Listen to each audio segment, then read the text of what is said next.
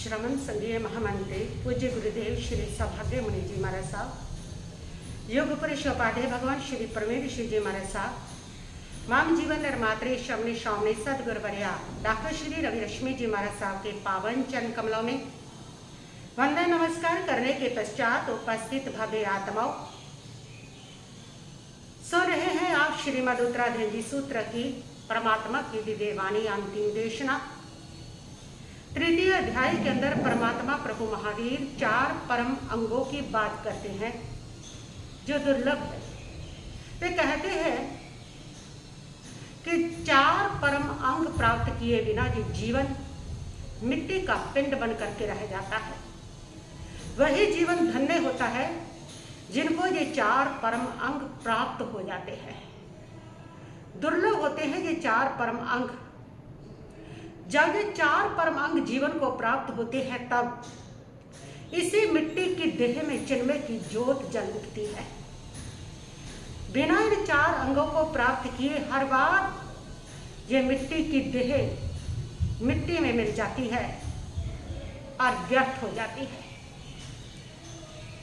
तभी जीवन धन्य और सफल और सार्थक होता है जब कोई भी जीवन ये 4 परम अंग को प्राप्त करता है। दुर्लभ इसलिए है कि इसको हम खरीद नहीं सकते। दुर्लभ इसलिए कहे हैं उन्होंने कि इसको हम किसी से मांग करके भी नहीं ले सकते। सारी दुनिया का वैभव खर्च करके भी इनको खरीदा नहीं जा सकता। जो जब भी प्राप्त किए जाएंगे अपने पुरुषार्थ से, अपने सद पुरुषार्थ से, पराक्रम से इसको व्यक्ति प्राप्त करता है। ये 4 परम अंग है मानवता, धर्म, श्रवण, श्रद्धा और संयम में पराक्रम। सबसे पहले है मानवता। मनुष्य जन्म दुर्लभ है, फिर भी बहुत बार मिला, लेकिन हर बार इस दुर्लभ मनुष्य भाव को पाकर के भी ये मनुष्य भाव व्यर्थ चला गया, मिट्टी में समा गया। इसकी जो सार्थकता होनी चाहिए थी, इसके द्वारा जो अवसर मिला था, उस अवसर का जो लाभ उठाना चाहिए था, वो इसमें हम नहीं उठा सके। क्यों हर बार मिल करके ये व्यर्थ हुआ? उसका कारण था कि मनुष्य देह तो हमें मिल गई, लेकिन मनुष्यता नहीं मिली। जब तक मानवता नहीं आती, जब तक मनुष्यता नहीं आती, तब तक मिली हुई जो दुर्लभ मानव देह भी हर बार व्यर्थ हो जाएगी, मिट्टी में समा जाएगी। यही होता रहा। किसको कहते हैं मानवता? जो मानव देह को सार्थक कर दे, मानव जीवन को सार्थक कर दे। किसको कहते हैं इंसानियत? किसको कहते हैं करुणा? किसको कहते हैं मानवता? मानवता नाम है अंतर हृदय का करुणा में हो जाना, मैत्री के भावनाओं से आपूर्ण हो जाना, दूसरे के सुख दुख में पूरी तरह से समरस हो जाना, संवेदनशील हो जाना।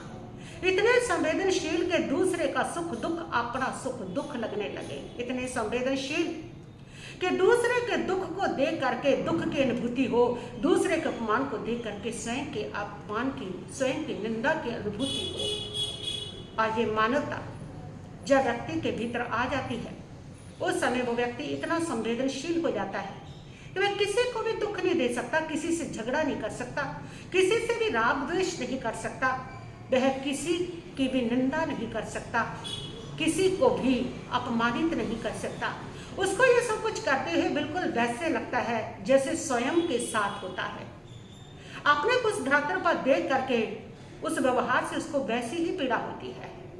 वो बिल्कुल उसके साथ इतना संवेदनशील हो जाता है, वो इतना उसके साथ समरस हो जाता है कि उसको दी हुई पीड़ा उसको स्वयं को, अपने आप को अनुभूति होने लगती है। मानवता जब आपके जीवन में आ जाती है, तब सारे जो झगड़े, ये सारे राग द्वेष, ये सारे जो कलह है वो समाप्त हो जाते हैं। जिसका हृदय करुणा, प्रेम, मैत्री से भर जाता है, जो मानवता से भर जाता है, वह कोई झगड़ा नहीं कर सकता। ये जितने युद्ध हो रहे हैं ये तभी हो रहे हैं। ये जितने झगड़े हैं, चाहे वो धर्म के स्थान पर झगड़े हैं, चाहे संप्रदाय को लेकर के झगड़े हैं, ये जितने झगड़े हैं ये इस बात के प्रतीक है कि हम मानवता को उपलब्ध नहीं हुए हैं। हमें मानव देह मिली है लेकिन मनुष्यता नहीं मिली है, मनुष्य बने जरूर है। आकृति से मनुष्य हो गए हम, लेकिन प्रकृति से मनुष्य नहीं बने हैं।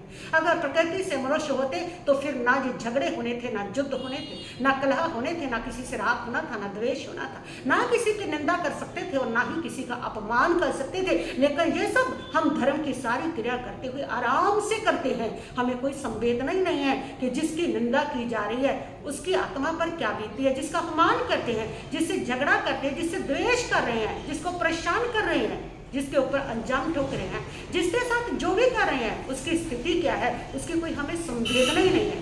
लेकिन हाँ, जब वो सारा कुछ अपने साथ होता है तब हम तड़फते हैं, तब हम दुखी होते हैं। लेकिन वो तड़फ जब दूसरे के साथ होती है हमें तब नहीं होती, क्योंकि हमें मनुष्यता प्राप्त नहीं हुई। हम मानव जरूर बने लेकिन हमारे में मानवता नहीं आई। डायोजनीस एक बार जा रहा था और उसके हाथ में दिन का समय था, जलती हुई लालटेन थी। किसी ने डायोजनीस को देखा और पूछा कि क्या बात है, दिन का समय है, धूप चल रही है और आप लालटेन जला करके घूम रहे हो, दिमाग तो सही है। डायोजनीस ने कहा कि बिल्कुल सही है, कोई संदेह हो गया तुम्हें? उसने कहा संदेह नहीं, लेकिन दिन के समय में लालटेन उठाई है तो थोड़ा शंका जरूर हुई है। उसने कहा कि इस लालटेन के अंदर तो मैं किसी मनुष्य की खोज कर रहा हूँ। उसने कहा मनुष्य? अरे इतने मनुष्य घूम रहे हैं, मनुष्य से मनुष्य टकरा रहा है, इतनी दुनिया मनुष्यों से भरी हुई है, तुमने कौन सा मनुष्य खोज रहे हो? उसने कहा कि मैं किसी ऐसे मनुष्य की खोज कर रहा हूँ इस प्रकाश में जिसके अंदर मानवता हो। बहुत कम लोग मानवता को उपलब्ध होते हैं। इतनी भरी हुई जो दुनिया है इसमें कोई कोई व्यक्ति मिलेगा तुम्हें कि जो मानवता को उपलब्ध हो जाए। सदियों के बाद कोई इंसान ऐसा अवतरित होता है जो मानवता को उपलब्ध हो जाता है। भगवान महावीर स्वामी कभी किसी को पीड़ा नहीं दे सके, कभी किसी को वह कष्ट नहीं दे सके एक पल के लिए भी, क्योंकि वो मानवता को उपलब्ध हो गए थे। जब व्यक्ति मानवता को उपलब्ध हो जाता है तब वो किसी को पीड़ा, किसी को क्लेश, किसी को भी तकलीफ, किसी को भी कष्ट नहीं दे पाता है। बहुत बड़ी बात है मानवता को उपलब्ध हो जाना, मैत्री की भावनाओं से हृदय का भर जाना, संवेदना जागृत हो जानी। और अभी तो देखो कि इतनी भी संवेदना हमारे भीतर नहीं है कि हम रास्ते में चल रहे हैं, किसी का एक्सीडेंट हुआ पड़ा है, उस समय जो लोग हैं वे अपनी गाड़ियां लेकर के निकलते जाते हैं, एक नज़र उसको देखते हैं और फिर ग्लोर करके निकल जाते हैं। क्यों? क्योंकि हमारे अंदर वो संवेदना नहीं है। इतनी खबरें आती हैं मरने की, हम चाय की चुस्कियाँ ले करके उसके साथ बैठ करके उन खबरों को आराम से पढ़ते चले जाते हैं, क्योंकि हमारे अंदर संवेदना नहीं है, मानवता नहीं है। महावीर की मानवता देखिए कि भगवान महावीर स्वामी जब छोटे थे तो एक बार माँ त्रिशला ने उनको कहा है कि मेरे सिर पे जो गुलाब लगा है वर्धमान वो कैसा लग रहा है। माँ ने कहा, वर्धमान ने कहा कि माँ आज तो तुम बिल्कुल भी सुंदर नहीं लग रही, मुझे बिल्कुल भी अच्छी नहीं लग रही। क्यों? उसने कहा कि माँ तुमने अपना सौंदर्य तो बढ़ा लिया, लेकिन उस वृक्ष से जाकर के पूछा जिसका फूल तोड़ करके लाई हो कि वो कितना रो रहा होगा, उसको कितनी तकलीफ हो रही होगी। अगर कोई मेरा गला काट दे और अपने गमले में सजा ले के सुंदर चेहरा है तो तुम्हें कैसा लगेगा? माँ ने कहा बेटा मैं जीवित नहीं रह सकूंगी। वर्धमान ने कहा माँ यही स्थिति उसकी भी है। और वर्धमान ने कहा कि माँ यदि तुम उसको प्यार नहीं दे सकती थी तो कम से कम तुम्हें मारने का भी कोई हक नहीं था, कोई अधिकार नहीं था।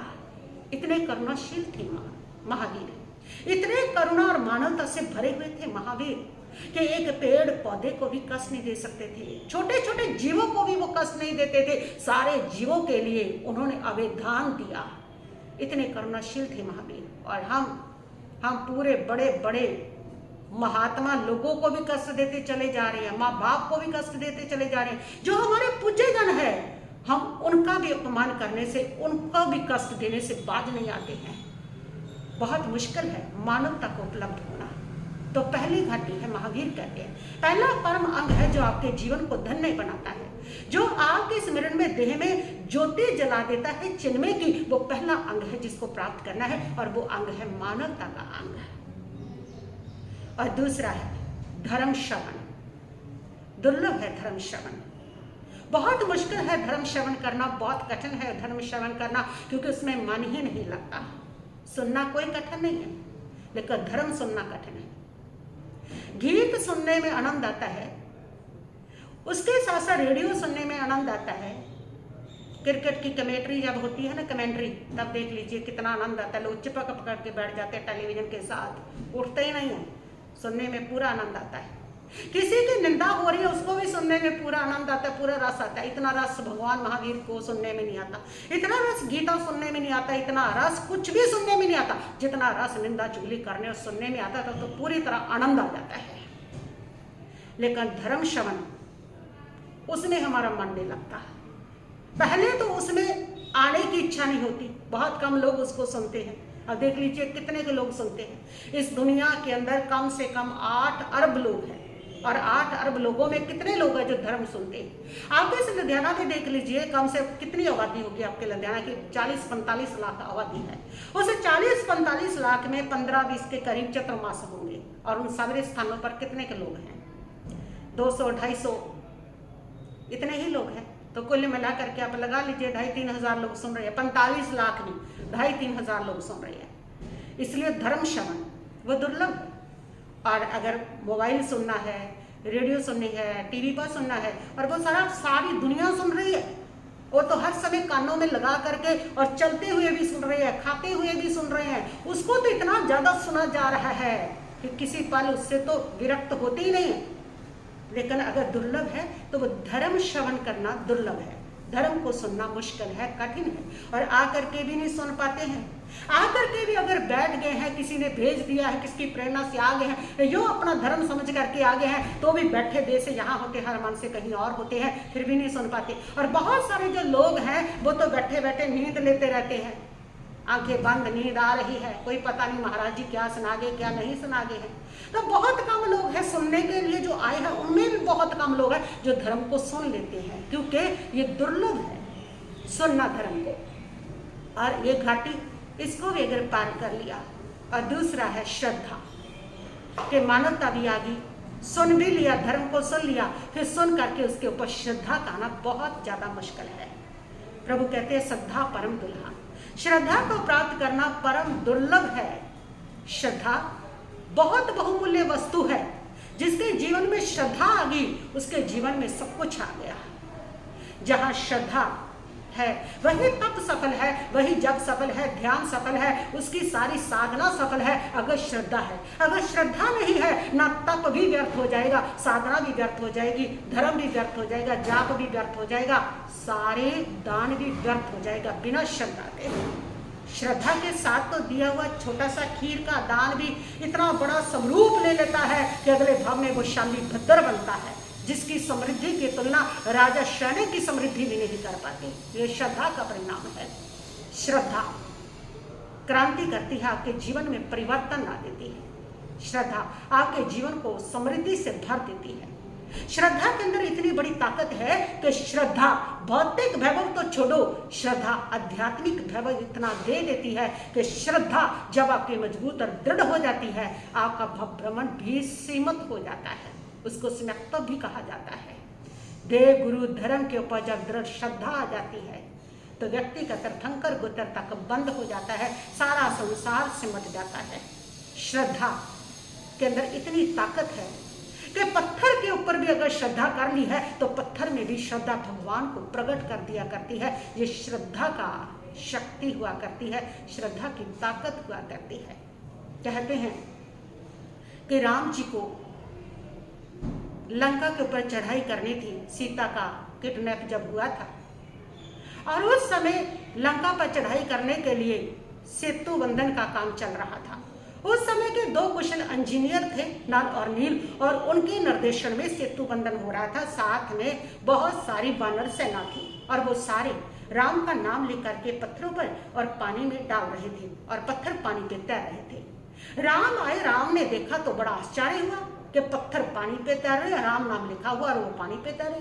पत्थर पानी पे कैसे तैर सकते? पत्थर को डूबना चाहिए। और राम ने देखा कि ये तो बड़ा कमाल है, और राम ने भी एक पत्थर उठाया, उसके ऊपर राम का नाम लिखा और पत्थर को पानी में डाला, लेकिन डालते ही पत्थर डूब गया। जब पत्थर डूब गया तो राम बड़े शर्मिंदा हुए कि ये क्या हो गया, मेरा डाला हुआ पत्थर डूब गया। राम ने अपने आसपास देखा, कोई मुझे देखता तो नहीं। तो हनुमान जी वहीं पास खड़े थे, वो इस दृश्य को बड़े नज़ारे से देख रहे थे, और राम ने हनुमान से कहा कि हनुमान ये बात तुम किसी से कहना मत। हनुमान ने कहा प्रभु मैं तो कहूँगा, मैं तो सबको कहूँगा, एक एक को कहूँगा।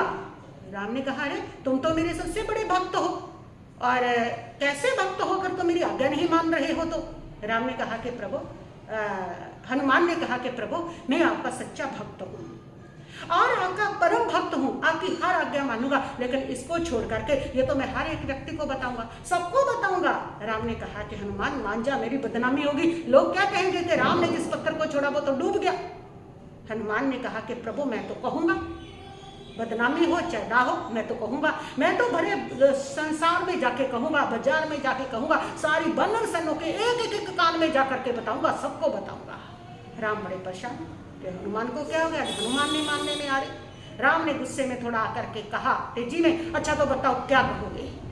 हनुमान ने कहा प्रभु क्या कहूंगा, यही तो कहूंगा भी जिसको राम जी छोड़े वो डूबेगा नहीं तो और क्या होगा। ये हनुमान की श्रद्धा थी। जो पत्थर तैर रहे थे, लोगों के दृष्टि में वो पत्थर तैर रहे थे, वास्तव में उन सारी वानर सेना की श्रद्धा तैर रही थी।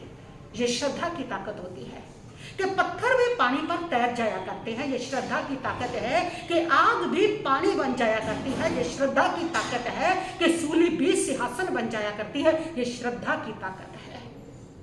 और श्रद्धा जब आपके जीवन में आ जाती है, उस समय आपका जीवन धन्य बनता चला जाता है। ऐसी दृढ़ श्रद्धा जीवन में कि कितने भी विपत्तियां आए, विपत्तियां आए, कास्ट आए, संकट आए, मुसीबतें आए, और आपकी श्रद्धा कभी कमजोर ना पड़े। श्रद्धा हमारे जीवन में है, लेकिन है कहाँ पर? अभी तो हमारी जो श्रद्धा है वो धन पर ज्यादा श्रद्धा है, सत्ता पर श्रद्धा है, कुर्सी पर श्रद्धा है, और हमारी जो श्रद्धा है मोह पर श्रद्धा है, संसार में श्रद्धा है। और बताया गया है कि जिसकी जैसी श्रद्धा होती है ना, वैसा ही वो स्वरूप प्राप्त कर लेता है। इसलिए हमारी श्रद्धा धन पर है, संसार पर है, इसलिए हमें बार बार संसार मिलता है। जिस दिन आपकी श्रद्धा भगवान पर होगी, उस दिन भगवान का स्वरूप आपको प्राप्त हो जाएगा। जहां हम श्रद्धा रखते हैं, उसी का रूप, उसी का स्वरूप हमारे भीतर संक्रांत हो जाता है, उसी के स्वरूप को हम ग्रहण कर लेते हैं। हमें भगवत क्यों नहीं बन सके आज तक? क्योंकि हमारी जो श्रद्धा है वो भगवान पर कम, और हमारी जो श्रद्धा है वो धन पर ज्यादा है, वो संसार पर ज्यादा है, वो हमारी जो श्रद्धा है वो राग द्वेष पर, मोह पर ज्यादा है, वितरागता पर हमारी श्रद्धा बहुत कम है। और जिनकी श्रद्धा होती है वो सब कुछ पा लेते हैं। भरत चक्रवर्ती है वो, जिनके सामने एक समय में 3 बातें आ रही हैं कि आज पुत्र जन्म हुआ, उसका उत्सव भी मनाना है, चक्र रतन अयुद्धशाला में निकला है और वो चक्रवर्ती का वैभव, उसकी पूजा भी करनी है, और तीसरी तरफ भगवान ईश्वरदेव पधारे हैं। और उस समय भरत चक्रवर्ती संसार को महत्व नहीं देते, समृद्धि को, उस धन को, उस मोह को महत्व नहीं देते। वो पहुंचते हैं सारे कामों को छोड़ करके भगवान ईश्वरदेव के चरणों में पहुंचते हैं। श्रद्धा यही है। जब श्रद्धा आपके भीतर आ जाएगी, आपके लिए उस समय प्रमुख होंगे देव गुरु धर्म। और जब तक आपके लिए प्रमुख रहेगा, सत्ता प्रमुख रहेगी, आपके लिए कुर्सी प्रमुख रहेगी, आपके लिए जब तक धन दौलत प्रमुख रहेगा, आपके लिए परिवार, तब तक आपकी श्रद्धा धर्म पर नहीं, आपकी श्रद्धा उसकी तुलना में ज्यादा संसार पर है। मान लीजिए आप यहाँ पर आए, अपनी श्रद्धा को परख लीजिए, किस पर आपकी श्रद्धा है। कि आप यहाँ आने के लिए चले थे कि उत्तराधर्म सूत्र जी प्रारंभ हुआ है, मुझे उत्तराधर्म सूत्र सुनना है, और उसी समय आपको ये सूचना आ गई कि आपने जो करोड़ रुपए की लॉटरी डाली थी वो फर्स्ट इनाम आपका करोड़ रुपए का निकल आया है, और आप पहुंचो कागज पत्र लेकर के, तो क्या करेंगे ऐसी स्थिति में? उत्तराधर्म सुनने आएंगे, जाकर कागज पत्र लेकर के करोड़ रुपया लेने के लिए जाएंगे। निश्चित है आप करोड़ रुपया लेने के लिए जाएंगे। ये है कि हमारी जो श्रद्धा है वो धन के ऊपर ज्यादा है, इसीलिए तो हम भगवत स्वरूप को प्राप्त नहीं हो रहे हैं। बहुत महत्वपूर्ण है श्रद्धा। तो तीसरा अंग है श्रद्धा, और चौथा परम अंग जो है वह है संयम में पराक्रम। हर व्यक्ति के अंदर शक्ति है, मनुष्य के अंदर अनंत शक्ति, हर पदार्थ में भी शक्ति है, जड़ में भी शक्ति है, चेतन में भी शक्ति है। कोई भी संसार का चाहे पदार्थ है, चाहे कोई प्राणी है, शक्ति के बिना नहीं है। किसी में कम शक्ति है, किसी में ज्यादा शक्ति है, लेकिन शक्ति सब में। पर देखो शक्ति का प्रयोग वो किधर कर रहा है, अपनी मिली हुई शक्ति को कहाँ लगा रहा है। ये दुर्लभ कि अपनी मिली हुई शक्ति को संयम में लगाए, ये दुर्लभ है, ये नहीं लगा सकता व्यक्ति। मिली हुई अपनी सारी शक्ति को, सारे प्रसारत को वो असंयम में लगाता है, संयम में नहीं अधर्म में लगा देता है। आपका सारा पराक्रम, सारी शक्ति कहाँ लगी हुई? धन कमाने में लगी हुई है, सारी शक्ति आपकी परिवार संभालने में लगी हुई है, बच्चों को पालने में लगी हुई है, सारी शक्ति आपकी किसी ना किसी पद को पाने में लगी हुई है, सारी शक्ति आपका मान सम्मान जश पाने के लिए लगी है, सारी शक्ति आपकी धन दौलत इकट्ठी करने में लगी हुई है, सारी शक्ति। और आपका पराक्रम, जिस दिन आपका पराक्रम संयम में लग जाएगा कि धन जो इकट्ठा कर रहे हैं, जिस दिन आपका पराक्रम होगा कि मैं कम धन में भी जीवन चलाऊंगा, मैं सादगी से भी जीवन जीऊंगा, और जिस दिन आप उसको छोड़ने लगेंगे कि सिर्फ मुझे सादा जीवन चाहिए, वो होगा आपकी शक्ति का संयम में पराक्रम हो रहा है, आपकी शक्ति संयम में लग रही है। ज़्यादा खा रहे हैं, हमारा सारी जो शक्ति है खाने पे लगी हुई है, ज़्यादा से ज़्यादा हमको खाना है, नई नई आइटमें बनानी है, कभी रसगुल्ले बनाओ, कभी पिज्जा है, कभी किसी देश की आइटम खानी है, ये खाना है, वो खाना है, खाते चले जा रहे हैं, सारी शक्ति हमारी खाने में लगी हुई है। और जिस दिन आपकी शक्ति तप में लगेगी, जिस दिन आपकी शक्ति जो है वह अनोदरी तप में अनशन में लगेगी, तब आपकी शक्ति समझ लेना संयम में लगी है। अभी आपकी जो शक्ति है वस्त्र इकट्ठे करने में लगी है, इतने वस्त्र अलमारियों को सांस नहीं आ रहा, आपकी अलमारियों को भरे पड़े हैं, फिर भी इकट्ठे करते चले जा रहे हैं और बनाते चले रहे हैं। और जिस दिन आपकी शक्ति इसमें लगेगी कि मैं जितने कितने कम वस्त्रों से अपना जीवन चला सकता हूँ। महात्मा गांधी तो एक लंगोट में अपना पूरा जीवन एक चद्दर में बिताते रहे, कितने महापुरुष हुए हैं जितना सादगी का जीवन जीते हैं। और जिस दिन आपकी जो शक्ति है ना, जो संग्रह कर रहे हो, जितना संग्रह करते चले जा रहे हो संसार का सामान, जिस दिन आपकी शक्ति उसमें लगेगी कि अब मुझे संग्रह करना है सिर्फ आत्मिक गुणों को, वो है आपका संयम में पराक्रम। जिस दिन हम ये पराक्रम करेंगे कि अपनी शक्ति को हम लगाएंगे कितना सादा जी सकते हैं, अपनी शक्ति को लगाएंगे कितना संग्रह कम कर सकते हैं, अपनी शक्ति को लगाएंगे कि कितना हम जो है धन दौलत का त्याग कर सकते हैं, कितना हम राग द्वेष का त्याग कर सकते हैं, कितना सादा कितना सिंपल जी सकते हैं। जिस दिन हम अपनी शक्ति सही में लगाएंगे, संयम में लगाएंगे, नियंत्रण में लगाएंगे और इसके त्याग में लगाएंगे, वह होता है संयम में पराक्रम। ये दुर्लभ है, ये शक्ति लगती नहीं है किसी की भी, सबकी शक्ति जो है वो संसार में लगती है, संयम में नहीं लगती, और संयम में लगती है, संयम में नहीं लगती। इसलिए प्रभु ने इसको दुर्लभ कहा है कि दुर्लभ है। कभी कभार कुछ लोग पैदा होते हैं जो अपनी शक्ति का प्रयोग संयम में करते हैं, बाकी सारे जो लोग हैं वो अपनी शक्ति का प्रयोग असंयम में करते हैं। ये 4 परम अंग है जो दुर्लभ है। ये 4 परम अंग जब जीवन को प्राप्त हो जाते हैं तो यही जीवन धन्य हो जाता है, यही जीवन सार्थक हो जाता है, यही जीवन सफल हो जाता है।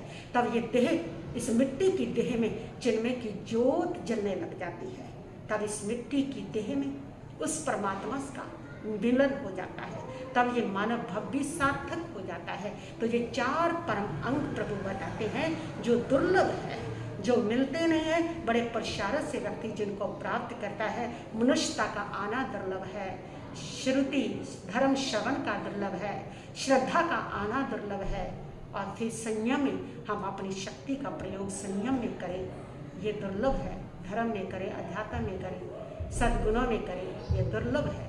ये 4 परम अंग जिस जीवन को प्राप्त हो जाते हैं वह जीवन धन्य हो जाता है। बस इतना ही कहते हैं। ओम शांति शांति।